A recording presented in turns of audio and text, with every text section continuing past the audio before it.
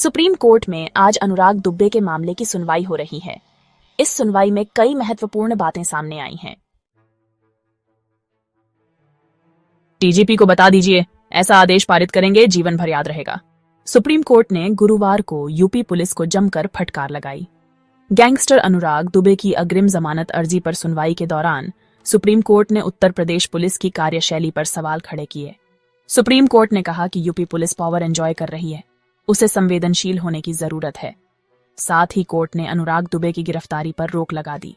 Live law की report के मुताबिक गैंगस्टर अनुराग दुबे की अग्रिम जमानत अर्जी पर सुनवाई के दौरान जस्टिस सूर्यकांत ने कहा कि अनुराग दुबे के खिलाफ पुलिस ने कई मामले दर्ज किया है और वो इसलिए जांच के लिए पुलिस के सामने पेश होने से बच रहा है क्योंकि उसे डर है कि पुलिस उसके खिलाफ नया मुकदमा दर्ज कर देगी। कोर्ट ने यूपी पुलिस के लिए पेश हो रहे वकील से पूछा कि आप कितने मामले दर्ज करेंगे। आप अपने डीजीपी को बताएं कि हम कड़ा आदेश पारित कर सकते हैं।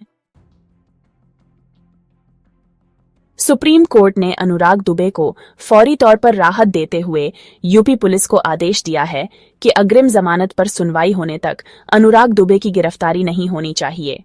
सुप्रीम कोर्ट ने अनुराग दुबे को गिरफ्तारी से राहत देते हुए यूपी पुलिस को निर्देश दिया कि अगर पुलिस को लगता है कि किसी खास मामले में गिरफ्तारी जरूरी है तो इसके लिए कोर्ट की इजाजत लेनी होगी और कारण बताना होगा।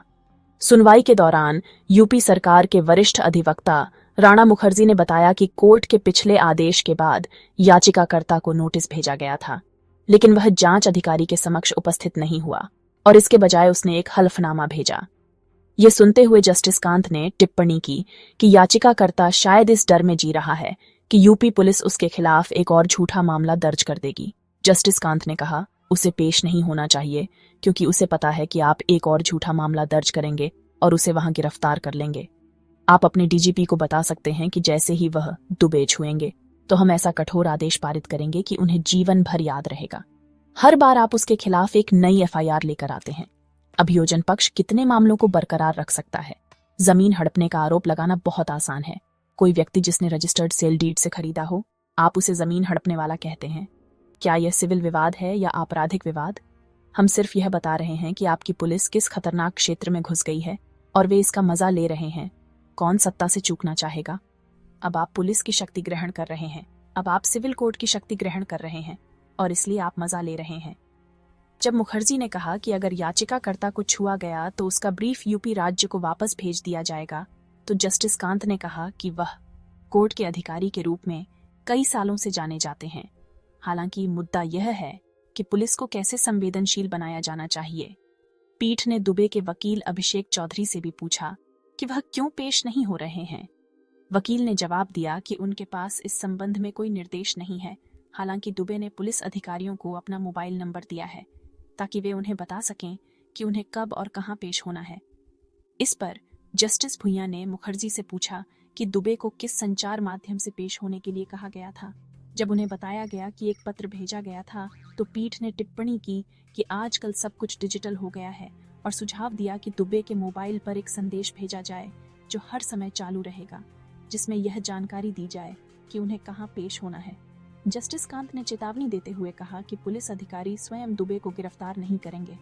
कांत ने कहा कि उसे जांच में शामिल होने दीजिए, लेकिन उसे गिरफ्तार मत कीजिए।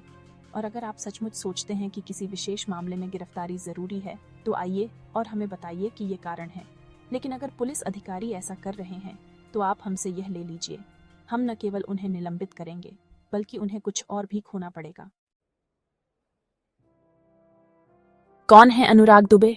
बता दें। फर्रुखाबाद के गैंगस्टर अनुराग दुबे उर्फ डब्बन के खिलाफ धोखाधड़ी, मारपीट और जालसाजी के कई मामले दर्ज हैं। एनएसए गुंडा एक्ट के तहत भी केस दर्ज हैं। अनुराग दुबे के भाई का नाम अनुपम दुबे है और वह बसपा नेता है। उसके खिलाफ भी हत्या समेत कई गंभीर मामले दर्ज हैं। उनकी फर्रुखाबाद जिले में खूब दादागिरी चलती है। माना जाता है कि इन दोनों का 100 करोड़ से ऊपर का साम्राज्य है। इनकी गिनती यूपी के बाहुबली में की जाती है।